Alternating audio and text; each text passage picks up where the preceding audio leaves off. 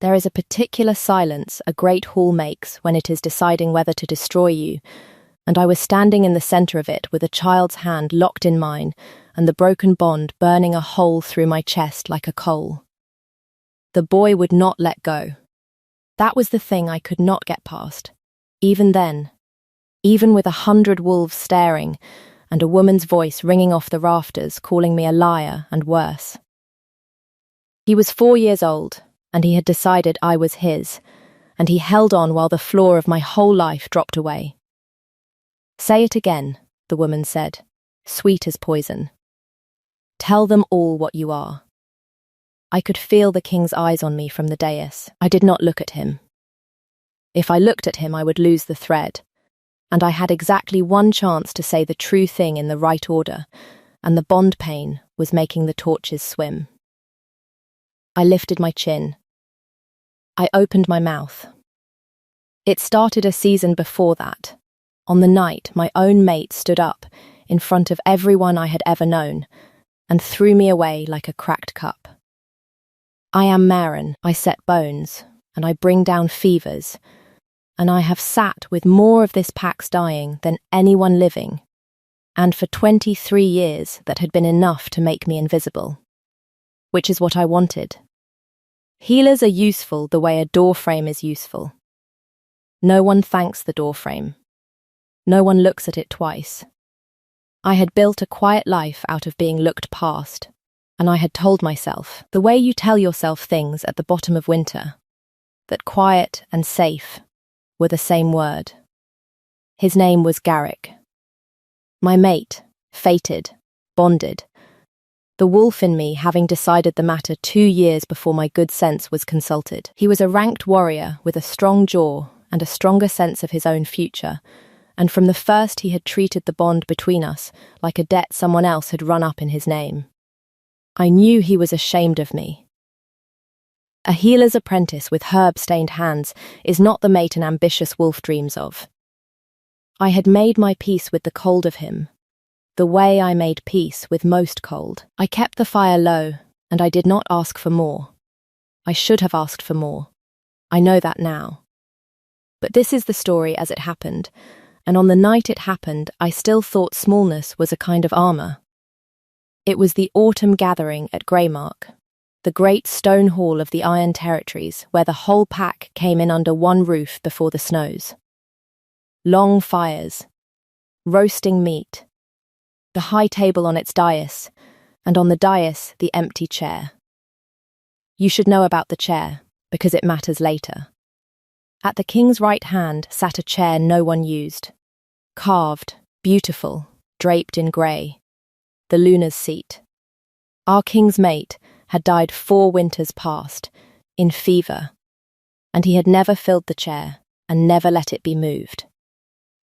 And the whole pack had learned not to look at it the way you learn not to look at a scar on a proud man's face. I had set healing draughts in that hall a dozen times, and I had never once seen the king sit beside that chair without his hand resting a moment on its arm, as if checking it was still there. I was carrying a fever tincture to the steward's wife when Garrick stood up. He had drunk enough to be loud and not enough to be forgiven for it. He climbed onto the bench so the whole hall could see him, and he said my name, not kindly, the way you say a name when you have decided to make it into a joke, and the hall turned. "Maren," he said again, savouring it. "My mate, the pack healer." He smiled around at them all. "I reject the bond, here, in front of all of you, so there's no mistaking it. I'll not be chained to a still-room drudge with dirt under her nails and nothing to her name." He spread his arms to the laughter he was sure was coming. "Go on then. Go home and cry to your herbs. Who'd take you now? Where would you even go?" The bond severed in that moment the way a green branch breaks. Not clean. All splinters. A white tearing pain that drove the air out of me where I stood. The law is true, by the way. I had set the bones of the rejected before, and never understood until that night that the pain is real, physical, a wound with no edge to bind. I gripped the back of a chair so I would not go down. Some of them did laugh. Garrick basked in it. He was already turning to a girl 2 ranks above me. Already done with me. Certain, and this is the part I want you to hold on to, certain that I had nowhere to go and no one to turn to, and that this was therefore safe. I did not cry to my herbs. I did not say one word. I set the steward's wife's tincture down on the table, very carefully, because my hands were shaking and I did not want to drop it. And then I straightened my back and I walked the entire length of that hall in the ringing quiet, past every face I had ever healed, and I went out through the great doors into the cold. I did not look at the dice. So I did not see, until much later, that the king had been standing at the very back of his own hall the whole time, in the shadow past the last fire, watching every second of it. I learned what he had decided at dawn, because at dawn his second-in-command came to my door. Osric was a broad, careful man with grey at his temples, who had never in my life had cause to speak to me. He filled my doorway the way a closed gate does. Behind him stood 2 warriors, and behind them the sky was going pink over the pines, and my first cold thought was that Garrick's family had decided a rejected mate was an embarrassment best sent away quietly. "The king wants you," Osric said. Then, because something in my face must have moved, he added, gruff, "Not like that. Bring nothing you can't carry." I want to be honest about what I felt walking up to that hall in the grey light, because it was not hope. I had spent a whole night with a hole torn in my chest, and I had no more illusions about what powerful wolves wanted from a healer with stained hands. I went because a king's summons is not a thing you decline, and I went deciding that whatever he offered or demanded, I would meet it on my own feet. He was alone in the hall when I came in. No court, just the king and the long cold fires burned down to embers and the empty grey chair beside him. He looked older up close than he did from across a room. The king, Torvald, though no one below the high ranks said the name to his face, was tall and dark-bearded and tired in a way that had set into the bone. He looked at me for a long moment, and I made myself look back. And I waited. "Last night," he said, "a wolf of mine threw away his mate in my hall, in front of my pack, and laughed about it." His voice was low and even. "I do not allow my people to be unmade for sport. It reflects on me. It tells every pack watching that the Iron Territories let the strong humiliate the weak for the pleasure of a haul." His jaw tightened. "I will not have it said of me." "So this is about your name," I said. It came out steadier than I felt. "Not mine." Something flickered behind his eyes. He did not deny it. "I am offering you 2 things," he said, "and you will choose. There is a horse saddled in the yard, and gold enough to start again wherever you like, the southern packs, the free towns, anywhere beyond the reach of what was done to you here. Take it, and go with my protection on the road, and no one will follow. That is the first thing." He paused, and his hand found the arm of the grey chair the way it always did, without his seeming to know it did. "Or you stay, under my claim. Not as a wife, as a woman of this hall under the king's word, untouchable, beyond Garrick, beyond his family, beyond any wolf who thinks a rejected mate is fair game. You would owe me nothing. But you would be mine to protect, and they would all know it by midday." I stood there in the cold hall and understood that he was handing me a still-room drudge, with dirt under her nails, an actual choice, the first real one anyone had offered me in years. "Why," I said, "would a king spend his claim on a healer he has never spoken to?" "Because it is the right thing," he said, "and I am short of those lately," and he would say no more.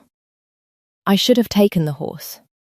Any sensible woman with a hole torn in her chest takes the horse and the gold and the open road and never looks back. I have asked myself 100 times why I didn't, and the truest answer I have is the one I'm least proud of. I was done being sent away. Garrick had sent me away with a laugh. I would not also send myself. I'll stay, I said. He nodded once, like a man closing a ledger. He did not smile. He stood, and he spoke a formal word over me that made the air prickle. A king's claim of protection. Old as the pack. A thing that cannot be taken back lightly. And he was careful, I noticed, to keep 2 full paces between us the whole time, as if the claim were a document he was signing, and not a thing that touched either of us at all. That should have been the end of my part in his life. A claim. A word. A healer kept safe in a wing of the hall, the king going back to his grief and his empty chair, and forgetting I existed. Then his son found me. I did not even know the king had a son. The boy was 4, dark-haired like his father, and he had been motherless since the fever winter, raised by nurses in the high rooms and brought down to the hall only on feast days like a small solemn ornament. His name was Leaf. I was in the still room they had given me, 3 days into my strange new safety, grinding willow bark out of pure habit because idle hands frighten me, when a small person walked in without knocking and stood watching me work with the unblinking gravity only very small children and very old men possess. "You're the one my father kept," he said. "I suppose I am." He considered this. Then he climbed onto the bench beside me, uninvited, and watched my hands, and after a while he reached out and very seriously moved the bowl an inch to the left, as though it had been bothering him from across the room, and I let him. And that was that. He came back the next day. And the next.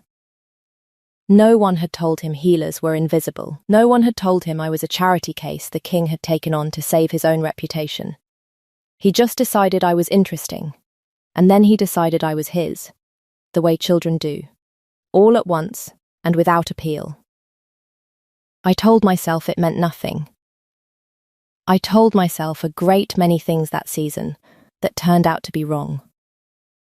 If you've come this far with me, stay, because what that little boy did in front of the whole pack a month later, and what I found out about why the king really kept me, turned everything I've told you so far inside out. I thought I was a debt a proud king paid to protect his own name. I was about to learn I was something he had been quietly looking for 4 years, without ever knowing my name. Follow moon and iron so the thread doesn't break. The empty chair, the boy, and the night I finally understood why a grieving king spent his claim on a stranger. Now let me tell you about the woman who had been watching all of it. Her name was Lady Astrid, and she had come to Greymark to be Luna. I should have seen her sooner. She was highborn, from a strong pack to the east, beautiful and clever and patient, and she had spent 2 years making herself indispensable to the king's court, managing his feasts, charming his advisors, sitting near the high table at every gathering, with the serene confidence of a woman who has decided that the empty grey chair is, eventually, hers. She had been kind to me. At first. That should have warned me. Powerful people are rarely kind to door frames without a reason. "You poor thing," she said to me once, in a corridor, her voice all warmth and her eyes all winter. Taken in out of pity, and now the child won't leave you alone.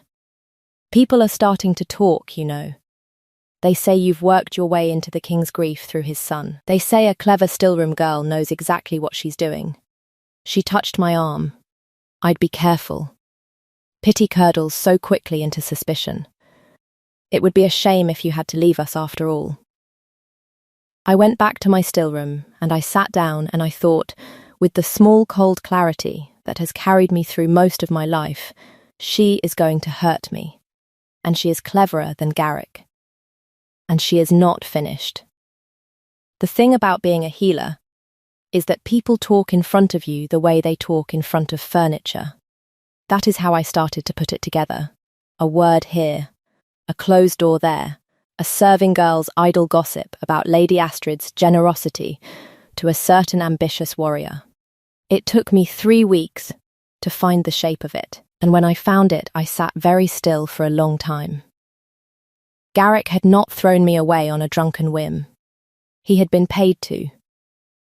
Lady Astrid had gone to him quietly and offered him what he wanted most, a match 2 ranks above me, her patronage, a future, in exchange for one thing, that he break with me publicly, humiliatingly, completely, at the autumn gathering where the king would see. She had not done it to free Garrick.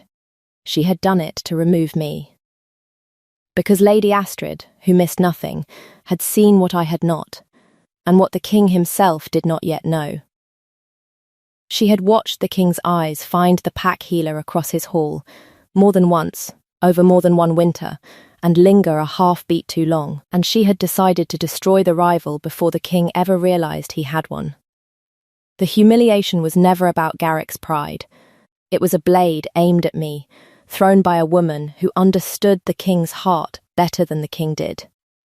And I understood, sitting there in the cold, that walking out of that hall with my chin up had not ended it. It had started it. Something in me changed that night. And it did not change back. I had spent 23 years being looked past and calling it peace. I was done. Garrick had laughed and asked where I would even go, and Lady Astrid had stroked my arm and told me to be careful, and they had both made the same mistake, which was to be certain I would fold. I sat there in my still room, and I felt the last of the soft, frightened thing in me go hard and clear as ice on stone, and I said, to the empty room, in a voice I had not used before, "No, not this time. Let her come." I stopped flinching in corridors. I stopped lowering my eyes. And the next time Lady Astrid came to curdle pity into suspicion, she found a different woman waiting. And I watched her notice it, and I watched it trouble her. I learnt the king's secret by accident, which is the only way I ever learn anything that matters. Little Leaf had a fever, a real one, sharp and sudden, the kind that had taken his mother, and the whole high household lost its head. And they sent for me, because by then there was no one the boy would let near him but me. I sat with him 2 nights running, cooling him, coaxing willow bark and honey into him, singing the flat, tuneless songs that are all I have. And on the 2nd night the king came and sat across the small bed from me and watched his son breathe, and somewhere in the grey hour before dawn, half to himself, he began to talk.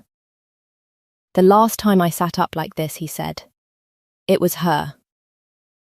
My Luna, the fever took her in 3 days, and there was nothing any healer could do. And I sat where you're sitting, and I held her hand, and I was useless." His thumb moved over the back of his son's small wrist. There was one healer who would not leave. The others gave up. They could see it was hopeless, and they had other sick to tend, and they were right to go. But there was a young one, an apprentice, who stayed the whole last night. She did not pretend she could save her. She just stayed, so my Luna would not go into the dark with no hand but mine to hold. He shook his head slowly. I never learned her name. The hall was chaos, and then it was grief, and by the time I thought to ask, no one could tell me which apprentice it had been. I have wondered about her for 4 years. The one kind thing in the worst night of my life, and I could not even thank her. I sat very still. Because I remembered that night. Of course I remembered that night. I had been 16, terrified, certain I would be punished for failing, and I had stayed because I could not make my feet carry me out of the room of a dying woman whose hand had gone cold by degrees in mine. I had never told a soul. I had not thought the king, drowning in his grief, had even known I was there. "It was me," I said. He looked up, and I watched the king of the Iron Territories understand, 4 years late, who he had claimed at dawn, not a stranger he had pitied for the sake of his own name, but the one person who had been kind to him in the dark when kindness could not even help. He had not known it when he claimed me. He had only known there was something about the healer his pack had thrown away that he could not walk past.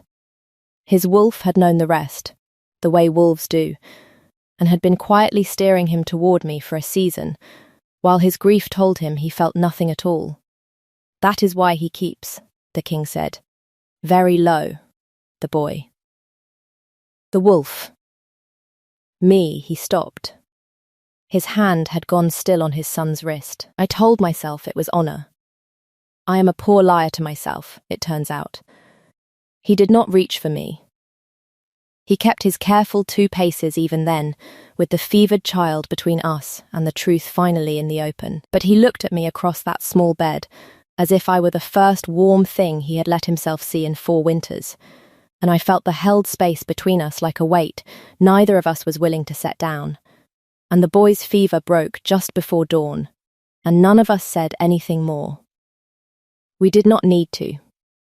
Some doors, once they are open, do not have to be walked through that same night. Lady Astrid made her move at the next full gathering, and she made it the way clever people do, by turning my strength into the weapon against me. The hall was full.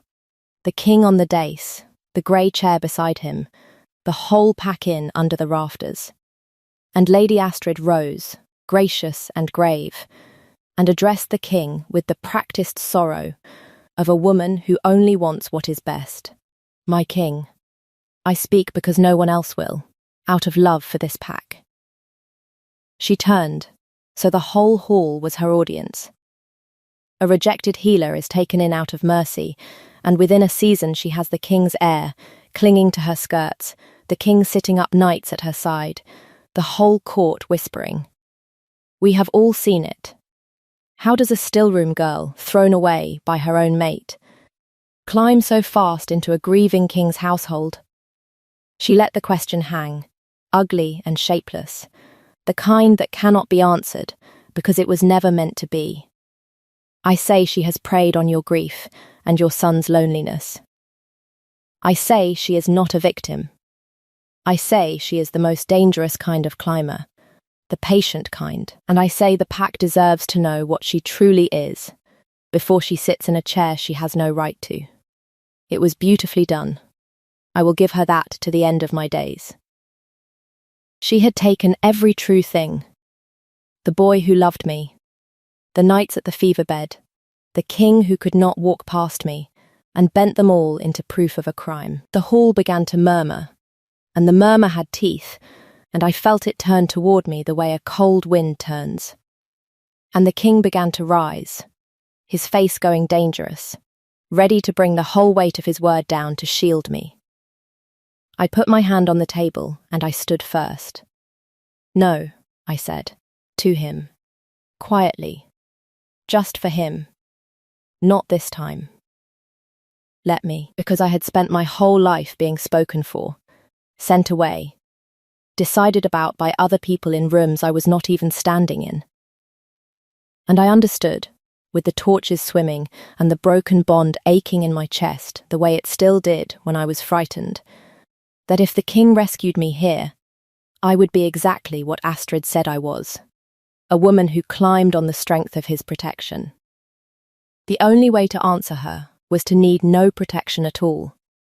So I stood in the centre of that hall in the ringing quiet, and the boy slipped down off the dice and crossed the whole floor before anyone could stop him, and put his hand in mine and held on, 4 years old and certain, in front of all of them, and I felt the bond pain flare white, and I held it, and I held him, and I lifted my chin. Lady Astrid asks how a thrown-away healer climbed so fast. My voice came out clear. I'll tell the hall exactly how. The same night Garrick rejected me for sport, he came into a sum he had no way to earn, a patron, a match 2 ranks above him, a future bought and paid for.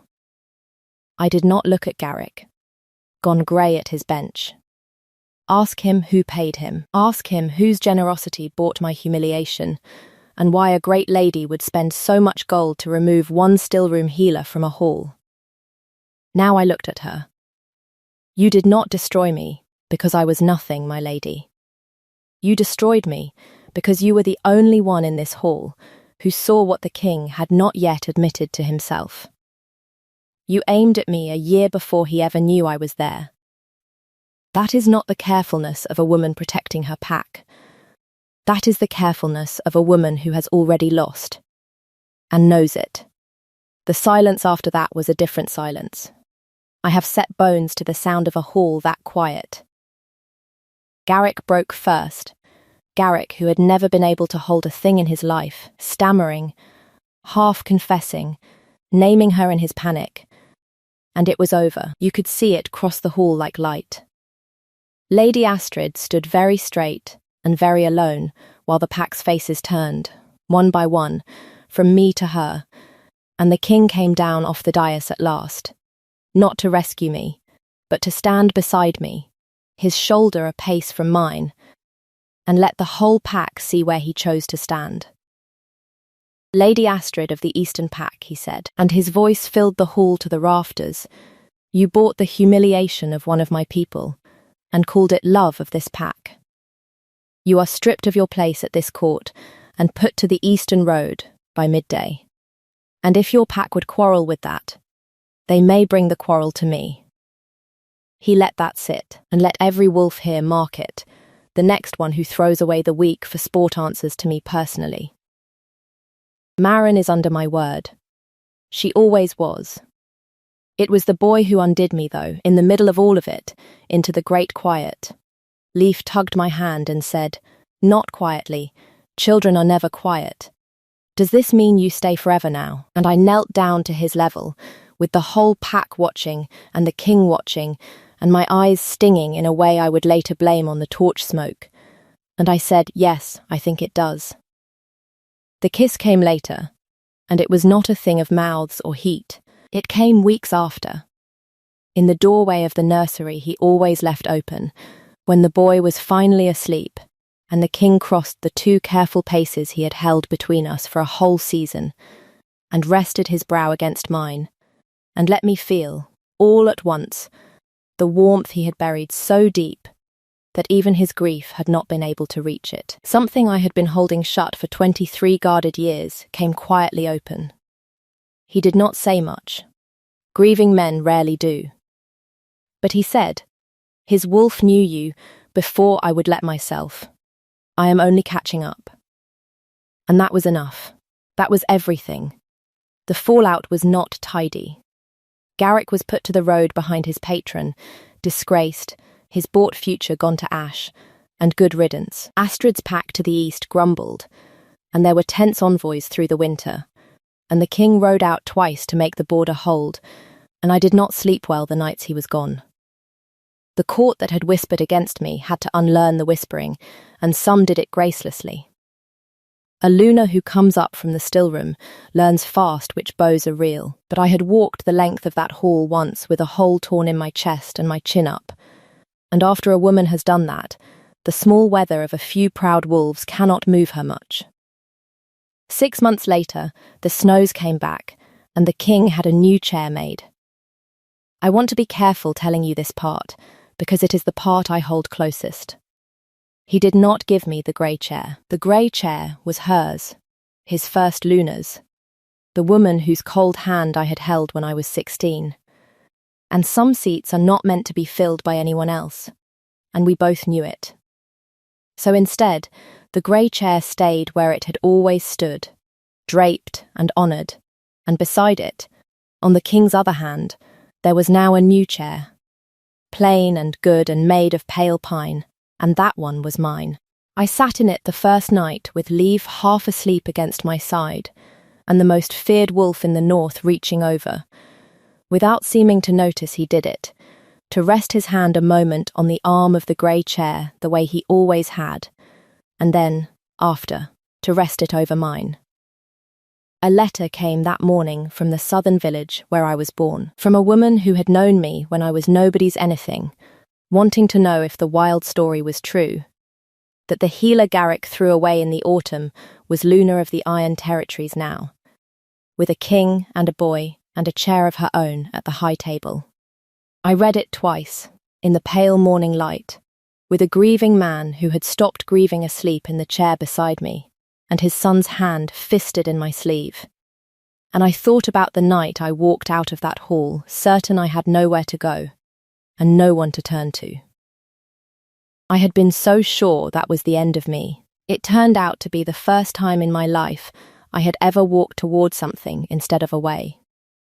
So tell me, that night at the back of the hall, when the king watched my own mate throw me away and said nothing, and let me walk out into the cold alone, do you think he already knew, somewhere under all that grief, who I was? Or did his wolf recognize me a full season before his heart would let him?